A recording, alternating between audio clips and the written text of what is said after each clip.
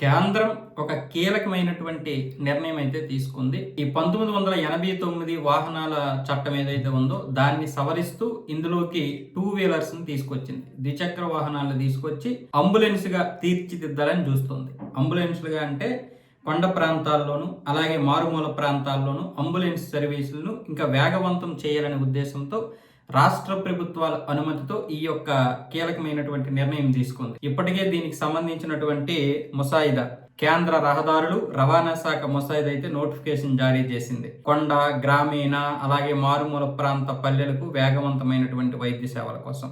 ఒకవేళ దీని మీద ఎటువంటి అభ్యంతరాలు ఉంటే 30 రోజుల్లోగా ఈ యొక్క కేంద్ర రహదారులు రవాణా శాఖకు పంపించాలని చెప్పి వాటిని పరిశీలించిన తర్వాతే కేంద్రం ప్రభుత్వ తుది నోటిఫికేషన్కి ఆదేశాలు జారీ చేస్తుందని చెప్తున్నారు. అంటే మరో 30 రోజుల తర్వాత దీనికి సంబంధించినటువంటి నోటిఫికేషన్ విడుదల అవ్వబోతుంది. అయితే రాష్ట్ర ప్రభుత్వాలు ఎక్కడెక్కడ ఈ సర్వీసులు ఉండాలి అని చెప్తే అక్కడ కేంద్ర ప్రభుత్వం ఈ యొక్క సర్వీసులు నడపడానికి అన్ని ఏర్పాట్లు చేస్తుంది అన్నమాట. ఇది ఒక విధంగా మంచిదే. ఈ యొక్క అంబులెన్స్ల వల్ల అంటే వెంటనే చాలా తొందరగా అంటే 4 వీలర్స్ అంత అందుబాటులో ఉండవు. పైగా కొండ ప్రాంతాల్లో కొన్నింటికి వెళ్ళలేవు.